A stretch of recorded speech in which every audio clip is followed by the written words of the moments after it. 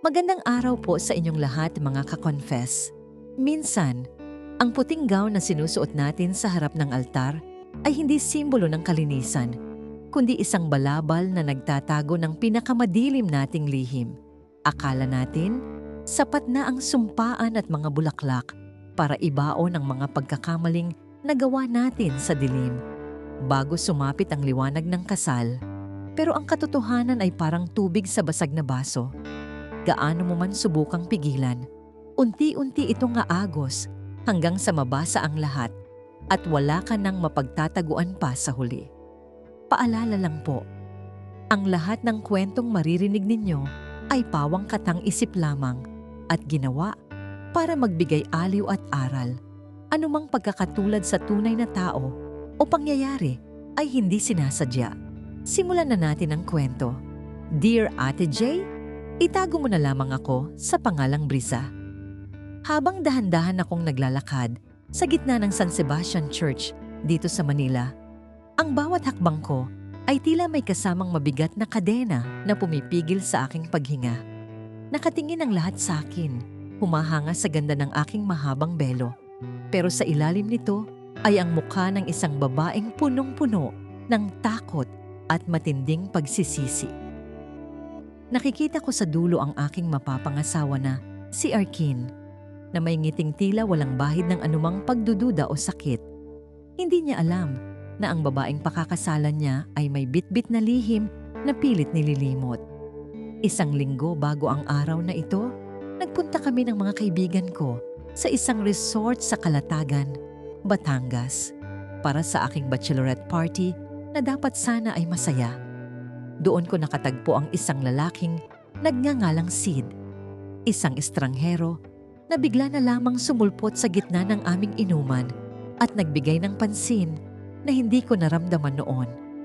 Dahil sa dami ng nainom na alak at sa tensyon ng paparating na kasal, hinayaan ko ang aking sarili na madala sa agos ng tukso at mapusok na damdamin.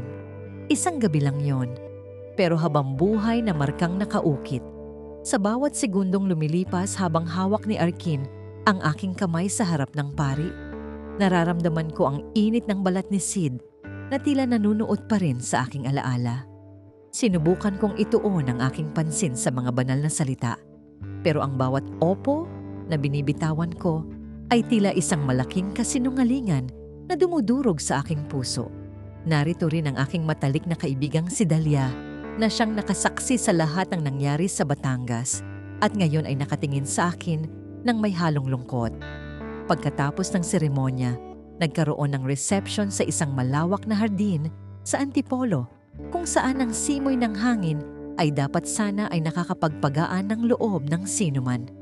Pero para sa akin, ang bawat bati ng congratulations ay parang sampal sa aking mukha dahil alam kong hindi ko deserve ang lahat ng atensyong ito.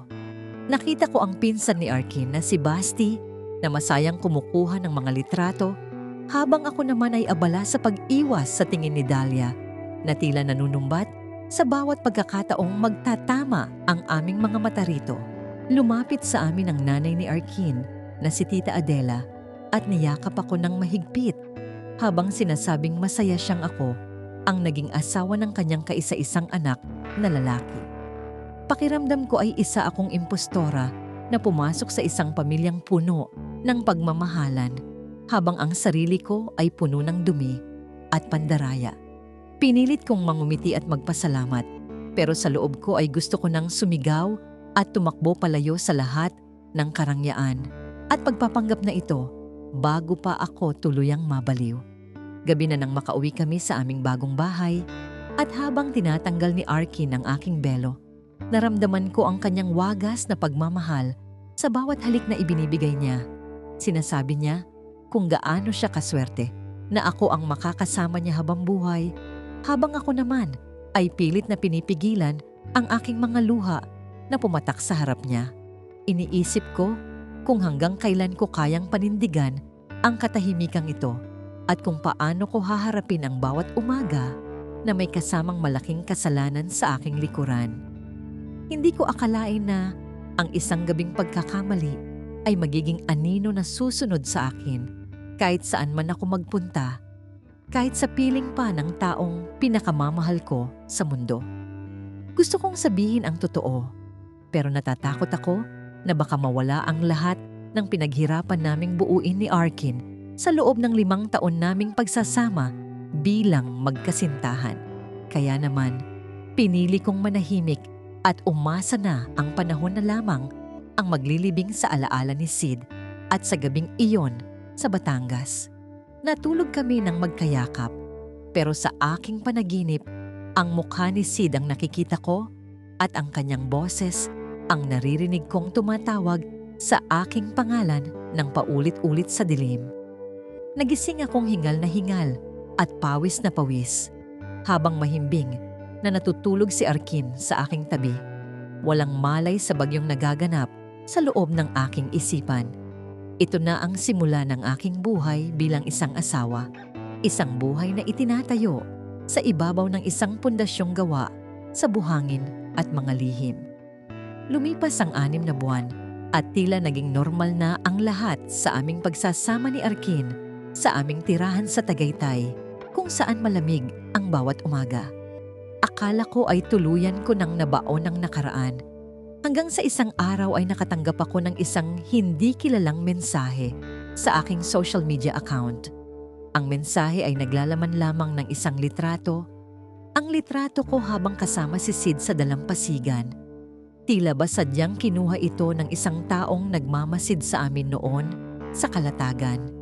Nanginig ang aking buong katawan at tila tumigil ang pag-ikot ng mundo habang tinititigan ko ang malinaw na ebidensya ng aking kataksilan na ngayon ay hawak ng iba. Hindi ko alam kung sino ang nagpadala nito, pero ang tanging sigurado ako ay may gustong sumira sa tahimik at masaya naming buhay ni Arkin sa gitna ng kagandahan. Tinawagan ko agad si Dahlia para itanong kung may kinalaman ba siya rito. Pero maging siya ay nagulat at natakot para sa sitwasyon na aking kinasasadlakan ngayon. Habang naghahanda kami para sa isang dinner party kasama ang mga kaibigan ni Arkin na sina Crisanto at Dino, hindi ko mapigilang maging balisa at laging nakatingin sa aking cellphone. Napansin ni Arkin ang aking kakaibang kinikilos at ilang beses niya akong tinanong kung maayos lang ba ang aking pakiramdam o kung may problema ba ako. Pinilit kong magdahilan na pagod lang ako sa trabaho. Pero ang totoo ay parang sasabog na ang aking dibdib sa sobrang kaba na baka malaman niya ang katotohanan.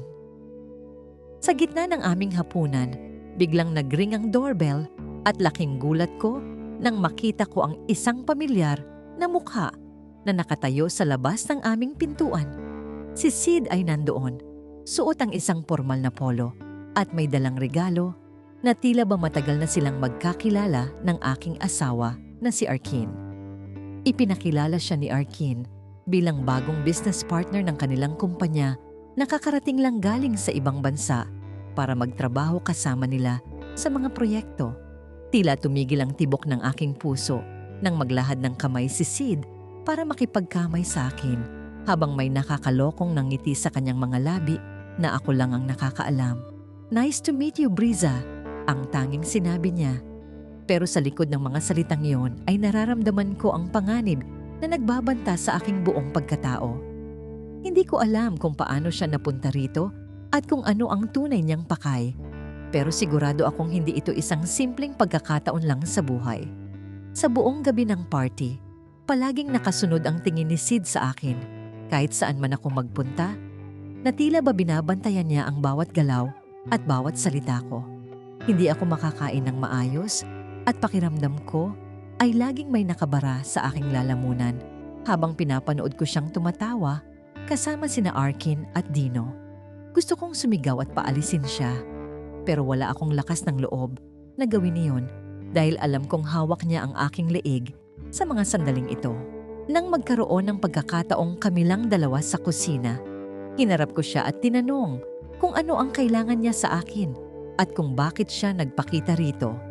Sinasabi niya sa akin ng pabulong na wala siyang ibang gusto kundi ang maibalik ang nararamdaman namin noong gabi sa Batangas, at kung hindi ako papayag ay sasabihin niya kay Arkin. Nanlambot ang aking mga tuhod At napakapit ako sa counter dahil sa tindi ng blackmail na ginagawa niya sa akin sa loob ng sarili kong pamamamahay. Umalis ang mga bisita pero ang takot na iniwan ni Sid ay nanatili sa aking puso. At sa bawat gabi ay hindi na ako makatulog ng mahimbing dahil sa banta niya. Sinubukan kong umiwas kay Arkin dahil sa sobrang guilt na nararamdaman ko. Pero lalo lamang siyang nagiging mapagmahal at maalaga, na lalong nagpapadugo sa aking nasasaktang budhi.